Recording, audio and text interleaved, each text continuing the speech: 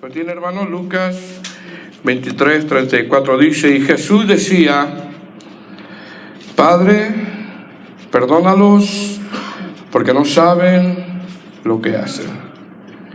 Y repartieron entre sí sus vestidos, echando suertes. ¿Lo podemos leer? Y Jesús decía, Padre, perdónalos, porque no saben lo que hacen. Y repartieron entre sí sus vestidos, echando suertes. Vamos a orar, hermanos. Padre Santo, te damos gracias. Reconocemos que estamos muy necesitados de ti. Al ver tu palabra, Señor, y analizar nuestras vidas, podemos ver que nos falta mucho crecer. Pero tú has prometido, Señor, que estarás con nosotros siempre, y que nos has dado tu Espíritu Santo hasta el día de la redención. Creemos por tu palabra, Señor, que terminarás la obra. Te pido, Señor, que me ayudes, que me guíes en este mensaje, y te damos gracias en el nombre de Jesús. Amén. Pueden sentarse, hermanos.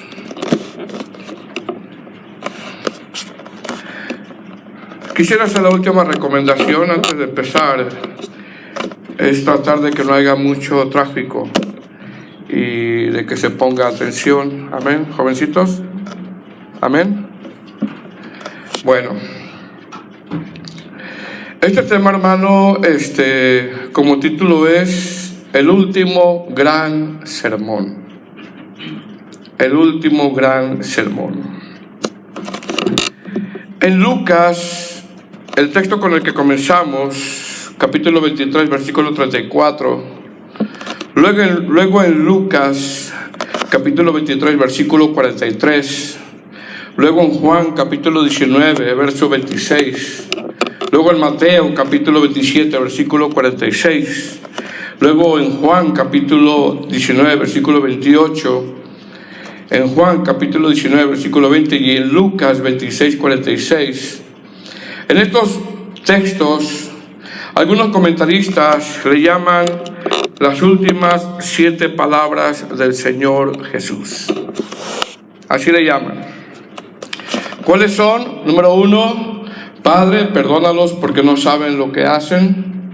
2, te aseguro que hoy estarás conmigo en el paraíso.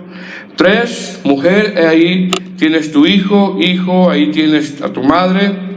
4, Elí, Elí, lama sabactani, que significa Dios mío, ¿por qué me has desamparado? 5, tengo sed. 6, consumado es. Y 7, Padre, en tus manos encomiendo mi espíritu. En todos estos versos vemos que nuestro Señor Jesucristo está en la cruz. Está en una agonía. Está experimentando en este momento lo que dice Isaías 53. Desprecio, quebranto, dolor, agonía, soledad. Está siendo abatido y está cayendo toda la ira de Dios sobre él. Mas, sin embargo, está dando su último sermón. O como le llaman algunos eruditos, el gran último sermón. Nuestro Señor Jesucristo, hermanos, a través de su ministerio usó como púlpito, por ejemplo, usó una montaña. Otras veces usó una barca. Otras veces usó un aposento. Otras veces un pozo, como cuando estaba con las mujeres de Samaria. Pero ahora, como púlpito para dar su último sermón, está usando una cruz. Este último sermón que da nuestro Señor Jesucristo, que vamos a ir viendo, los predicadores al darlo, nos deberíamos sentirnos pequeños, muy pequeños. ¿Por qué? Porque el predicador es llamado a vivir lo que predica. Y el único que pudo vivir estos versos fue nuestro Señor Jesucristo. Charles Spurgeon, cuando lo predicó, él decía que se sentía pequeño ante estos versos. Los puritanos, cuando predicaban este sermón o estos pasajes, expresaban que se sentían pequeños ante estos pasajes, ante este sermón. Y yo en lo personal, hermano, le pido al Señor en esta tarde que nos ayude, y les aseguro que al terminar nos vamos a sentir pequeños. Y cuando digo pequeño, no estoy diciendo que usted se sienta grande, no. Cuando digo pequeño, lo digo en el sentido de que es demasiado lo que nos falta parecernos a Cristo y entender a cabalidad lo que significa de verdad la palabra menguar. A cabalidad. Ahora, ¿por qué este sermón algunos comentaristas le llaman en estos versos el último gran sermón? Le llaman así, número uno, porque nadie puede vivir lo que vivió nuestro Señor Jesucristo. Es decir, Él está en la cruz, está en agonía y está dando su último sermón. Dos, le llaman así, ya que en ese tiempo de agonía el Señor está mostrando misericordia. Y tres, le llaman así, ya que este sermón se mencionan 7 atributos de Cristo o 7 oficios.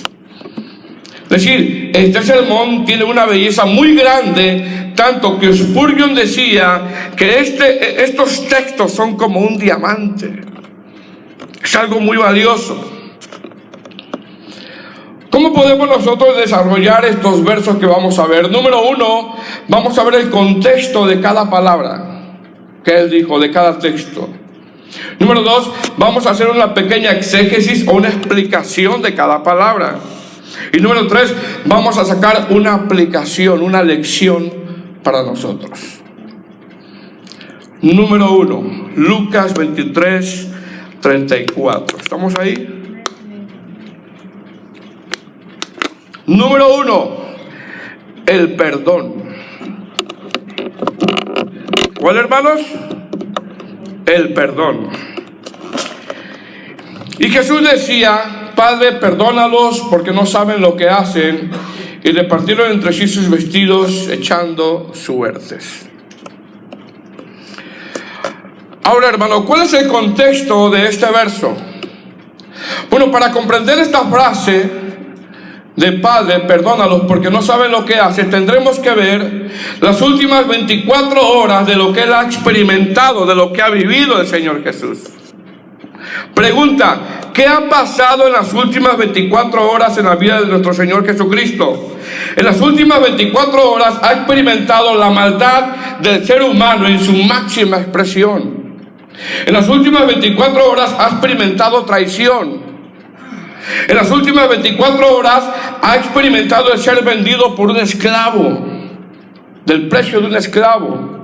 En las últimas 24 horas experimentó ser golpeado, ser torturado. En las últimas 24 horas experimentó un juicio ilegal, ya que le pusieron testigos falsos. En las últimas 24 horas experimentó ser negado por uno de sus más allegados.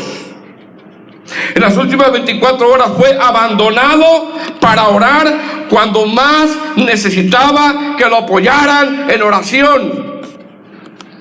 En las últimas 24 horas experimentó cómo sus discípulos huyeron y lo dejaron solo.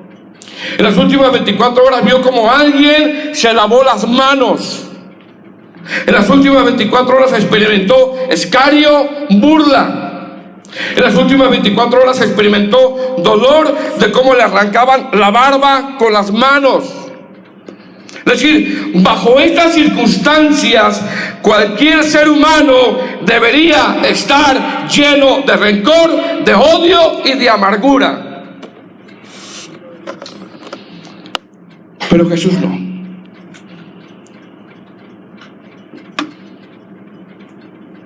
¿Verdad que estamos muy pequeños, hermanos? Bajo estas circunstancias, cualquier ser humano debería de estar lleno de odio, de amargura y resentimiento, pero Jesús no. ¿Qué le pide al Padre en oración? que perdone de alguna manera a todos los que estaban involucrados, incluso a sus discípulos que lo abandonaron. ¿Cuál es la exégesis que debemos de analizar? Es Padre.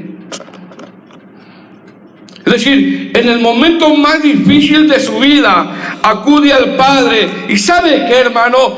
Él sabía que el Padre lo estaba escuchando. Él sabía que el Padre lo estaba escuchando. Mire bien, esta no es una oración por él mismo, aunque él era el más necesitado en ese momento. Mas sin embargo, ora al Padre para pedir por sus opresores.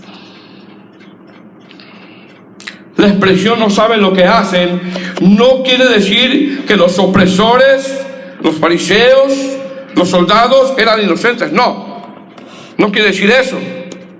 La expresión "no saben lo que hacen" habla de una ceguera, de una ceguera que tenían de tanta maldad y del plan soberano de Dios. Pregunta: ¿no le ha pasado a alguien que de repente se enoja y saca toda su ira y se ciega y hace cosas y después dice: no sabía lo que yo estaba haciendo? No, sí sabía. Sí sabía. Sí sabía. Lo que pasa es que la ira lo cegó. ¿Y qué está pidiendo el Señor? Perdónalos. ¿Qué aplicación, hermanos, podemos sacar nosotros de esto? ¿O qué lección? La lección es que el deber de nosotros es perdonar, incluso a personas que nos están haciendo daño. La lección es que el deber de nosotros es perdonar a personas que nos han hecho daño. Spurgeon decía que los cristianos deberíamos de ser como un árbol de sándalo.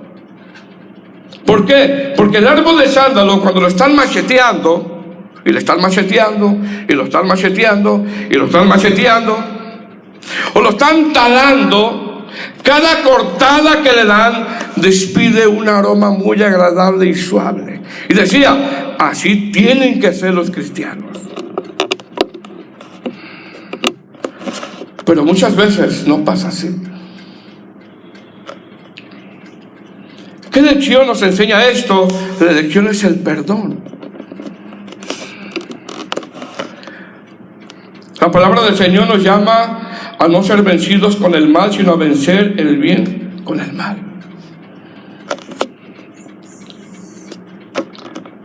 A vencer el mal con el bien, perdón.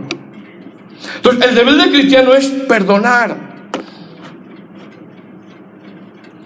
Perdonar a los que nos ofenden. Perdonar, ya que muchas veces nosotros también ofendemos. Y el perdón, hermanos, debería de ser algo natural para un cristiano. ¿Por qué? Porque cuando perdonamos es cuando más nos parecemos a Cristo.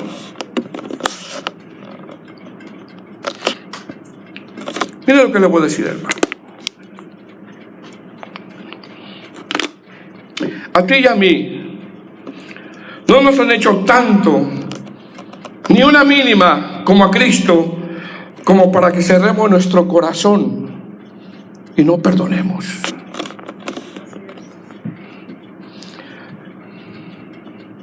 Cristo perdonó estando en una situación donde nadie merecía el perdón.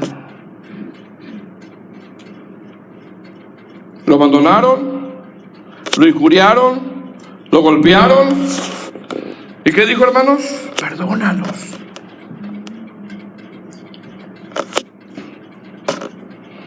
Amén. Es que no puedo. No, sí puedes. Cristo lo hizo. Y si no puedo, entonces nos vamos dando cuenta lo mucho que necesitamos crecer.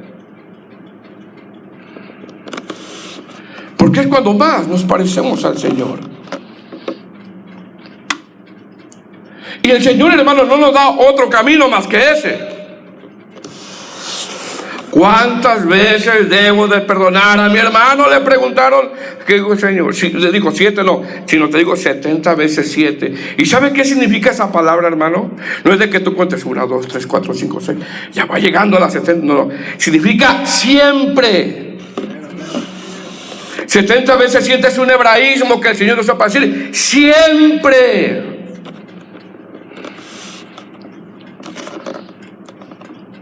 Amén.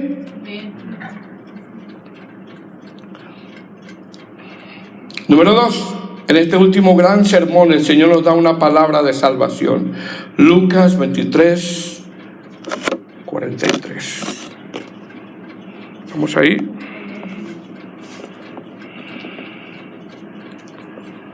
¿Lo tienes? Entonces Jesús le dijo: de cierto te digo que hoy estarás conmigo. ¿En dónde, hermanos? En el paraíso. Pregunta: ¿cuál es el contexto? El contexto es que Jesús está en la cruz, y en la cruz está con 2 ladrones, está con 2 criminales, está con 2 que lo injurian, y la palabra ladrón o criminal se refiere a malvados. Es decir, estas 2 personas eran explotadores, abusaban de los débiles. Estas 2 personas, malhechores, se refieren a personas como aquel que despojaron al buen samaritano y lo dejaron casi muerto. Lo agredieron, lo golpearon, le robaron y lo dejaron casi muerto. Era ese tipo de personas. Ahora, estos son 2 hombres que estaban en la cruz por ser malvados. Y en Mateo capítulo 27, versículo 44 dice que estos, los 2, si usted va a Mateo capítulo 27, versículo 44, usted va a ver ahí que dice que los 2 injuriaban al Señor Jesús. Los 2. No dice nada más uno, dice los 2. Si no, búsquelo, va a ver que dice que son los 2.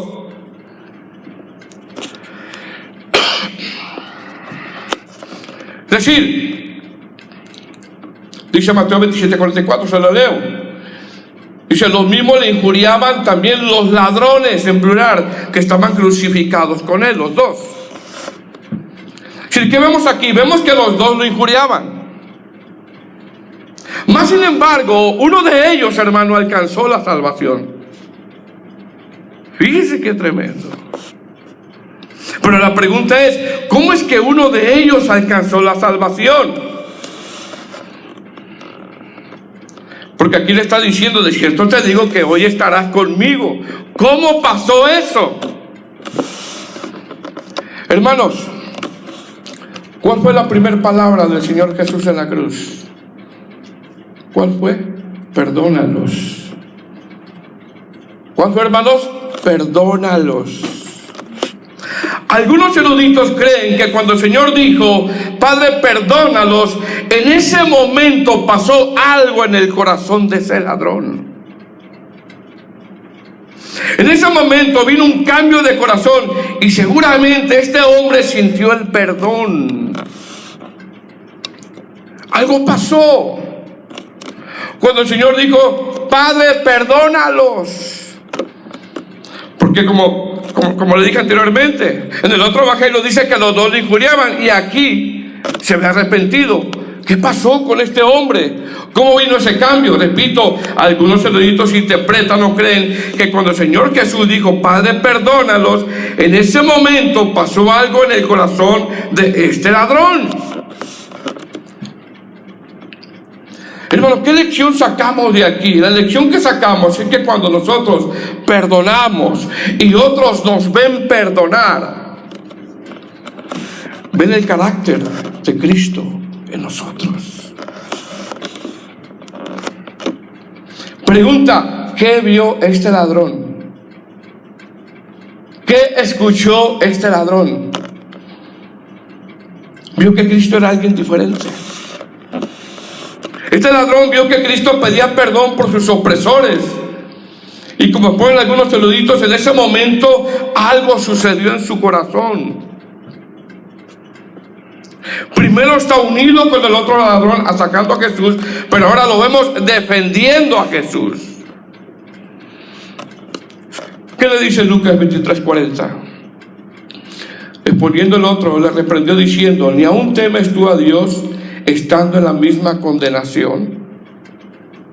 Nosotros, a la verdad, justamente padecemos porque recibimos lo que merecieron nuestros hechos, mas ningún mal hizo. Y dijo a Jesús: acuérdate de mí cuando vengas en tu reino. ¿Qué pasó con este hombre, hermanos? Este hombre, al escuchar que el Señor está pidiendo perdón, algo pasó en su corazón. ¿Y sabe qué? Se sintió desnudado, reconoció su pecado ante la mirada pura del Maestro.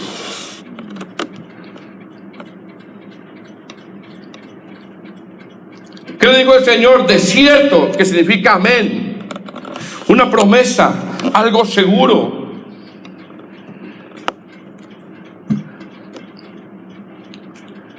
Jesús tenía el poder de salvar y tiene el poder de salvar. ¿Cuál es la lección, hermano? La lección es que cuando el ladrón descubrió su maldad, descubrió su pecado y reconoció su pecado y pudo ver la inocencia y la justicia de Cristo, nació de nuevo y ahí se dio cuenta la vida pecaminosa que él llevaba. Lo miró como santo, lo miró como puro, lo miró como inocente, y este ladrón se miró como no digno, y desde ese momento sintió lo que es tener sentido de la vida, porque tuvo el nuevo nacimiento. Cuando uno tiene una conversión, todo tiene sentido para nosotros. Cuando uno tiene la conversión, es ahí cuando le encontramos sentido a la vida. Amén. Número 3. El Señor da fuerza al cansado y cuida de los suyos. Juan, capítulo 19, del versículo 25 al 27. Vamos a Juan, capítulo 19.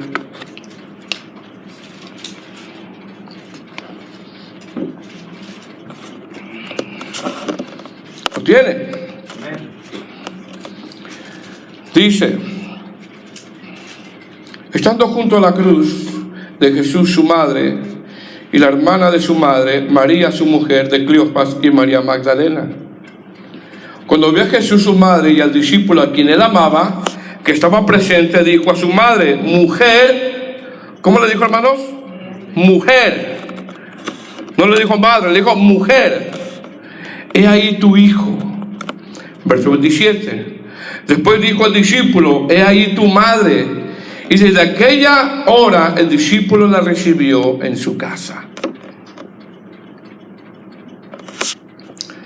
Para empezar, hermanos, no está diciendo que María es la madre de la iglesia, como exponen los católicos romanos. No está diciendo eso.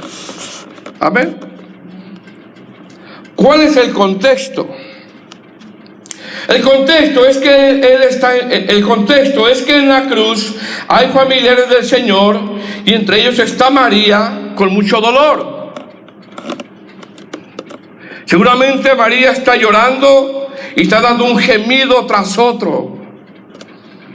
María está viendo morir a Jesús delante de sus ojos, y seguramente eso le causa mucho dolor. Jesús está desfigurado. No puede respirar, o casi no puede respirar, o cada respiración que da el Señor Jesús le causa mucho dolor. Entonces Jesús, colgado en la cruz, la mira y dice: mujer. Así le dice: mujer. Dos cosas vemos aquí, hermanos. Número 1, cuando el Señor le dice mujer y no la llama madre. ¿Por qué? Porque cuando le dice mujer, Él le está transmitiendo a ella valor. no le pide ayuda. ¿Verdad que no le pide ayuda? El Señor dice, quiero a mi mamá. No lo dice así. Le dice, mujer. Es decir, le está transmitiendo valor. ¿Qué lección sacamos de aquí, hermano? La lección es que en medio de una prueba el Señor nos da fuerza. La lección es que en medio de una prueba el Señor nos da fuerzas, y esa es una promesa que Él nos da. Pero los que esperan en Jehová tendrán nuevas fuerzas, levantarán alas como las águilas, correrán y no se cansarán, caminarán y no se fatigarán. ¿Qué es esto? Esto es que el Señor nos fortalece cuando no podemos. Él da esfuerzo alcanzado. Más sin embargo, en estos versos también vemos el cuidado de Dios, hermano. Es decir, esto también nos hace un llamado a nosotros a cuidar de nuestros padres cuando ellos envejecen. No seamos ingratos. A cuidar de nuestros padres cuando ellos envejecen. Esto también lo podemos tomar nosotros como una exhortación a gente que nada más piensa en sí mismo. Gente que cuando ve a un padre anciano o una madre anciana se olvidan de ellos o los meten a un asilo y ya no los quieren cuidar.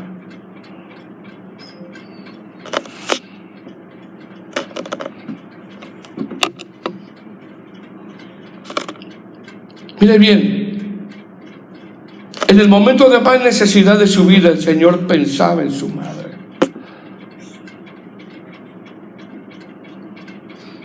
Si usted está cuidando de sus padres, gloria a Dios, hágalo, no reniegue. Y si no lo está haciendo, medítelo.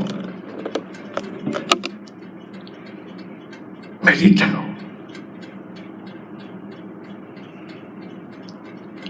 La lección aquí es que no solamente el Señor le está haciendo que María tenga valor, sino que también está viendo por ella estando Él en la cruz. Y esto nos enseña a que debemos de honrar a nuestros padres. Si otro lo quiere, uno lo tiene que hacer. Uno lo tiene que hacer. Porque no me digas que eres cristiano y tienes abandonado a tus padres. No me digas eso, hermano. No me digas que predicas, que cantas y tienes abandonado a tus padres. No me digas eso. ¿Cuál fue la primera palabra del Señor? Perdónalos. ¿Qué lección podemos sacar de esto? Honrar a nuestros padres. Más si aún uno sabe que están solos.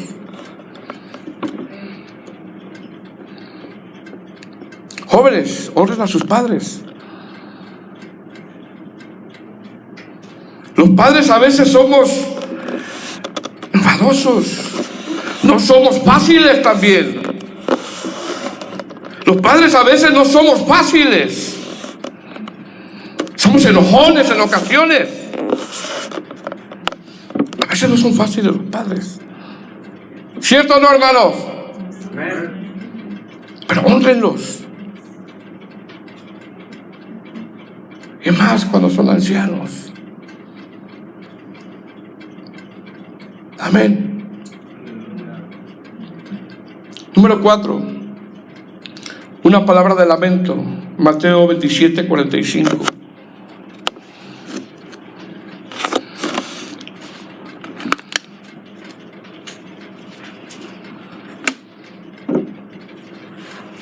¿Lo tiene?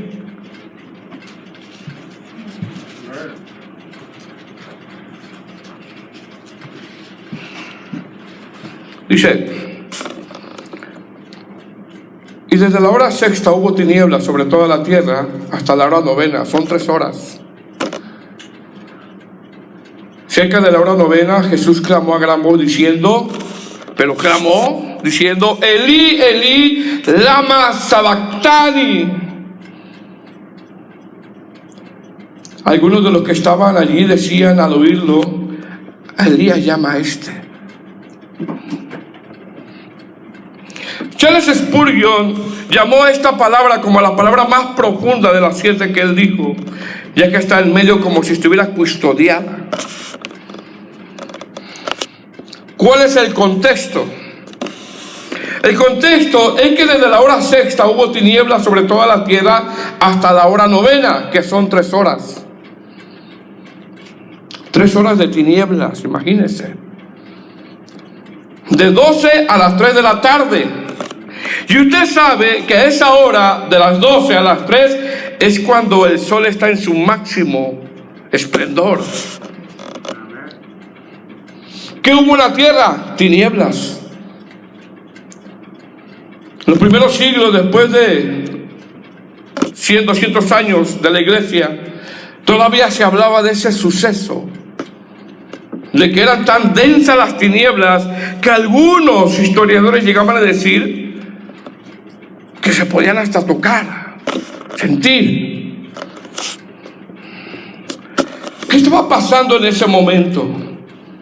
En ese momento lo que estaba pasando es que todo el pecado del mundo estaba cayendo sobre Jesús. Donde esas fueron las horas más oscuras del Señor. En esa oscuridad donde nadie veía nada, hermano. Era tan denso que nadie veía nada. Se oyó nada más un grito que decía: Elí, Elí, lama sabactani. Jesús está herido, Jesús está lastimado, su garganta está lastimada, y lo único que es que hace este grito que significa: Dios mío, Dios mío, ¿por qué me has desamparado?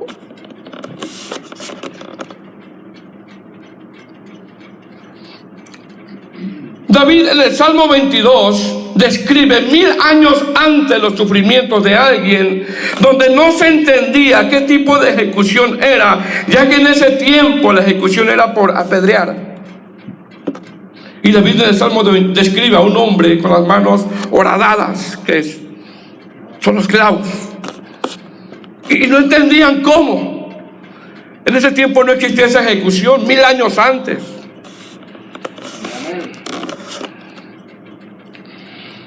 Había dolor físico. La crucifixión generaba un dolor angustiante. Había dolor por el abandono del padre. El gozo del hijo era el padre.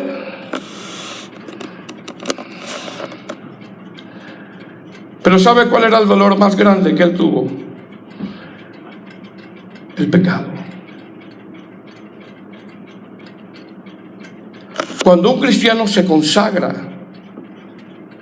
y peca, siente dolor.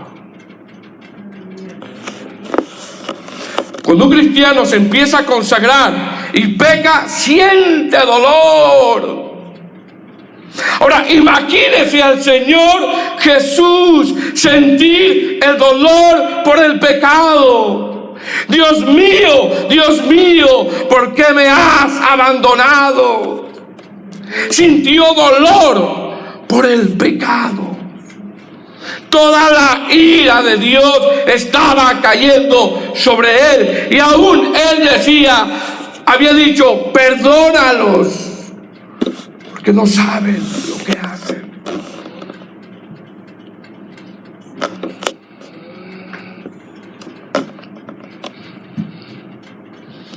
Había dolor. Había experimentado el dolor por el pecado. El Señor. Usted siente dolor por el pecado, hermano. Si no sentimos dolor por el pecado, amados hermanos, tenemos que estar preocupados por eso. Ahí él, ¿sabe una cosa? Ahí él experimentó lo que tú sientes cuando te consagras y pecas. Experimentó el dolor por el pecado. Las horas más difíciles de nuestro Señor fueron de ahí. Porque ahí Cristo entiende a la perfección el dolor por el pecado. Ahí mismo. ¿Qué le dijo al Señor? Señor, ¿por qué me has abandonado? Hermanos, si nosotros nos atrevemos a decirle al Señor, Señor, es que tú no me entiendes, ¿por qué esa hermana no me habla? O ese hermano no me habla. Hemos entendido poco. Eso no es nada, hermano. Así es, amén. Eso no es nada. Mas sin embargo, Él entiende, porque lo experimentó. Fue depositado todo el pecado sobre Él y sintió ese dolor. Repito, porque cuando alguien se consagra, siente dolor. Siente dolor. Esto nos enseña que todas nuestras debilidades humanas Dios las conoce. En ese momento Cristo entendió lo que es el dolor por el pecado. En ese momento Cristo entendió lo que es estar lleno de pecado. Es decir, Él entiende nuestra naturaleza caída. Pero no para que permanezcamos ahí.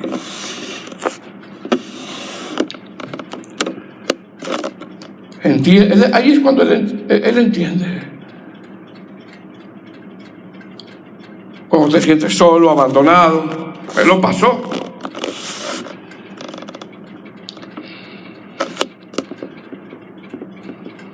Amén, hermanos. Una palabra de lamento.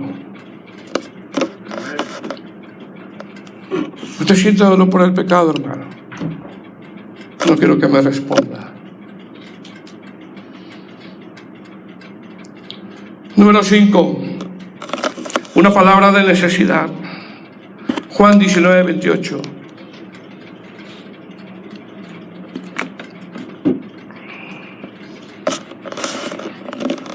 ¿Lo tiene?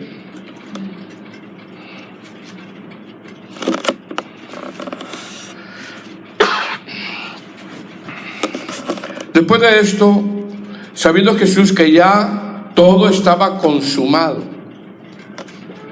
dijo, para que la escritura se cumpliese, tengo sed. Amén. Dice, después de esto, si dice Juan 19:28, hermanos, si es el texto correcto. Después de esto, sabiendo que Jesús ya todo estaba consumado, dijo, para que la escritura se cumpliese, tengo sed. ¿Cuál es el contexto? El contexto es que el Señor está tratando de respirar, está en la cruz y está tratando de respirar. Está deshidratado. Tiene una sed angustiante.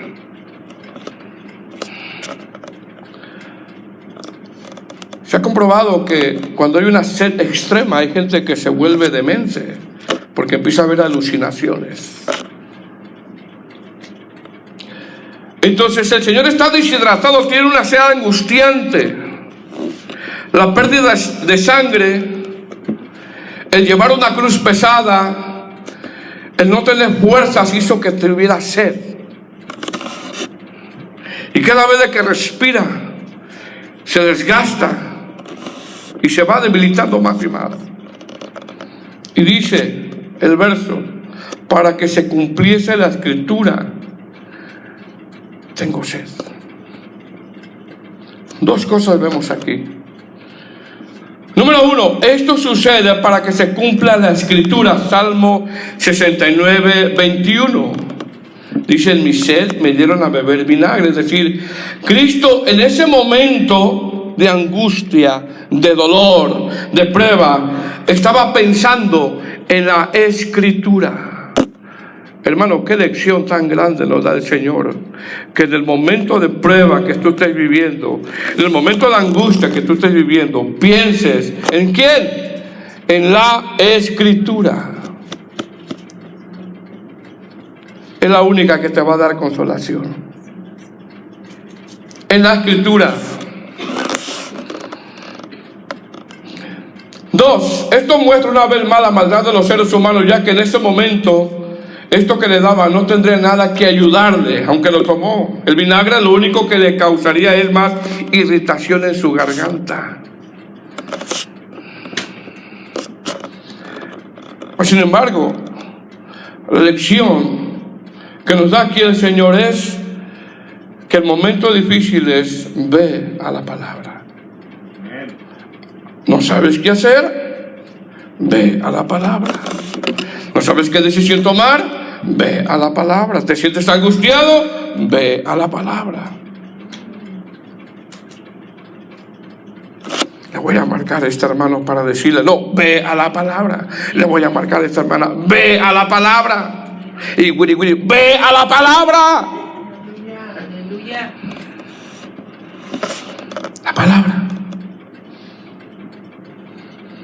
Amén. Amén. Número 6. Obedeciendo hasta el final. Juan 19:30. Juan 19:30.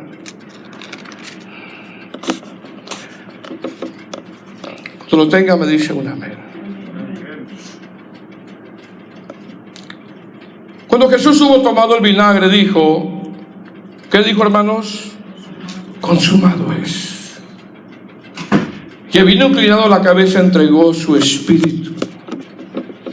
¿Cuál es el contexto? El contexto es que él ya estaba a punto de morir físicamente.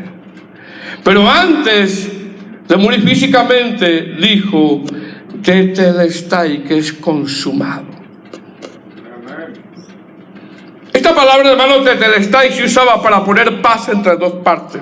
Como decir completo, se salda la deuda. Por eso vemos que de alguna forma el Señor está diciendo, la deuda está pagada. Podemos tener paz para con Dios. Romanos 5:1. Los resultados de la justificación. ¿Cuál es la lección? Que tengamos paz para con Dios por medio de Cristo. Que tengamos paz los unos con los otros. Que tengamos paz.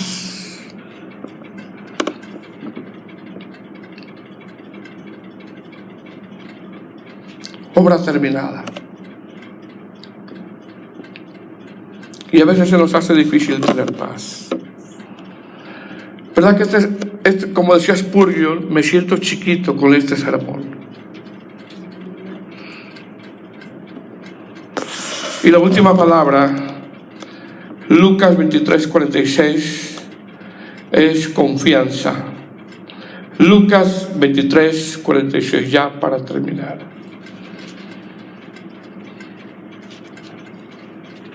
¿Lo tiene? Dice, Padre, en tus manos encomiendo mi espíritu. Entonces Jesús, clamando a gran voz, dijo, Padre, en tus manos encomiendo mi espíritu. Y habiendo dicho eso, esto expiró. Amén. ¿Cuál es el contexto? El contexto es que han pasado ya horas. Algunos ya se han alejado. Jesús está a punto de morir físicamente. Las últimas energías que le quedan las usa para con gran voz decir, Padre, en tus manos encomiendo mi espíritu. Y esto habla de confianza. Es decir, hasta el último momento de su vida, de su ministerio terrenal, confió en el Padre. Amén. ¿Qué nos enseña este gran sermón, como los ponen los puritanos? Que nosotros no hemos sido tan lastimados como el Señor, como para poder cerrar nuestro corazón y no perdonar. Nos enseñan a tener confianza en Dios. Nos enseñan a ir a las Escrituras.